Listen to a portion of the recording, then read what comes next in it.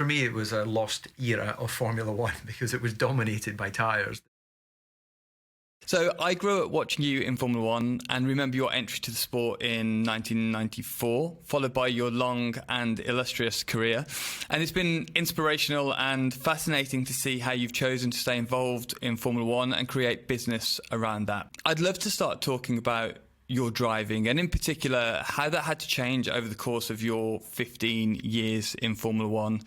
The cars went from flat floored to stepped, full slicks to grooved and back, and then all the way up to the rocket ships of 2004. Are there any particular changes that stand out to you, and how did you adapt to each kind of generation of F1 car as a driver? Well, I think I'm lucky in as much that, well, clearly I'm lucky. I was able to become a professional Grand Prix driver, but I think I was lucky in the period of which, when I first drove a Grand Prix car, it was a V12 manual box McLaren Honda. I also, would have been the V8 Benetton, which was also a manual box. I had a test in one of those prior to becoming a test driver at Williams, which by that point, it was 3-litre semi-automatic boxes. But I'd done the transition from heeling and towing in the lower formulas through to, fully automated upshift, downshift, testing ABS, active, all the bells and whistles that can assist the driver.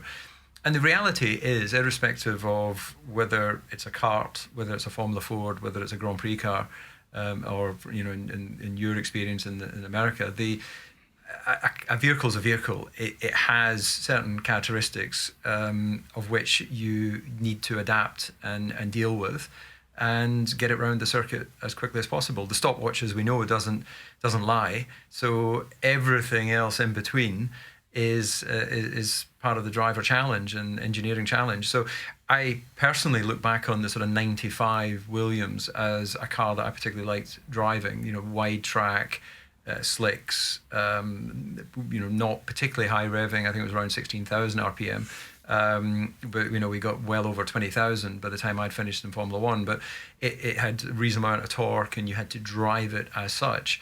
Get the car straight as early as possible and try and get all that power down.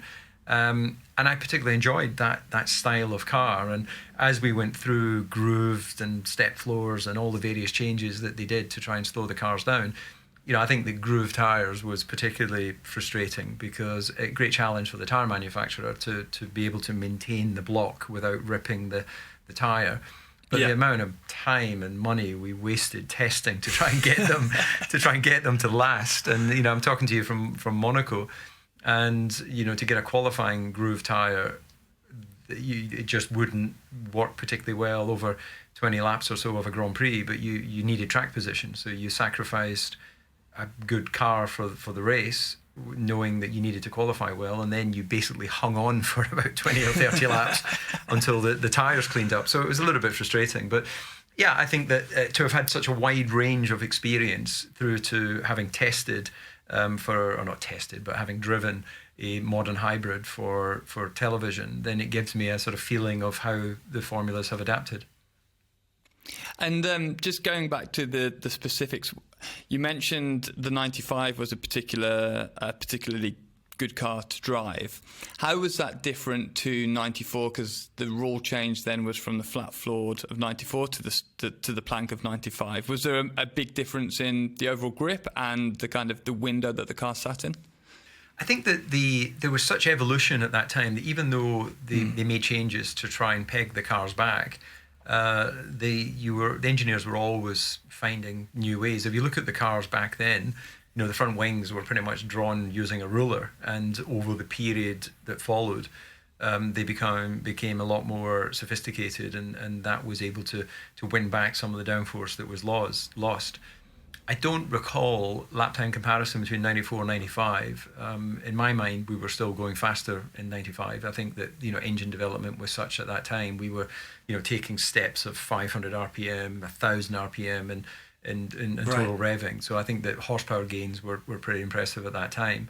But the 94 car, as we know, was a little bit tricky to drive, and seating position wise in the Williams the hands were underneath the top of the chassis, so it felt very much like you were sort of driving from your hips.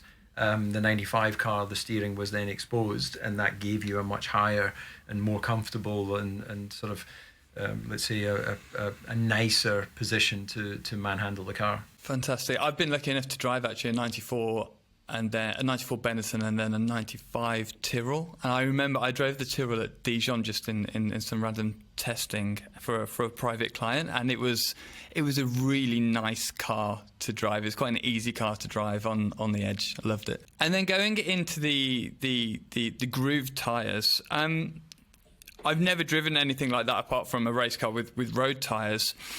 Is it a similar feeling? Do you have to be quite gentle? Can you feel the rubber moving, the tread block moving? Not really the tread block moving, because it was, a continuous block of tyre all the way around. But what you did get was, the fingers, if you imagine the sort of width of the actual grooves themselves.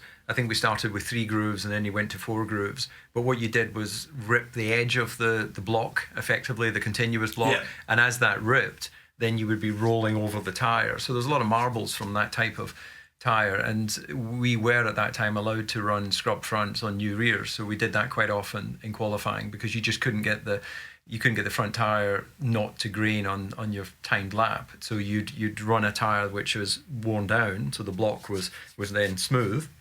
You obviously had less overall potential grip, but you didn't have the graining. And then you put the new tyres on to pick up the traction and the associated rear grip. So it was just, for me, it was a lost era of Formula One, because it was dominated by tyres. The great period, or the great thing about the period, was that we did have a tyre war. So you've got constant development, and going testing, you would test and you do 15 new sets of tyres a day, which is, as you know, happy days for a race driver. And of course, the downside was you weren't really working with the setup of the car, because you needed a consistent base to then get a feeling for the tyres, and then you had to read into the evolution of the racetrack and try and work out, well, lap time is slower, but the tyre feels better, therefore we'll decide this one's better, but it's slower. It's kind of, it was all a bit confusing, and you had to apply.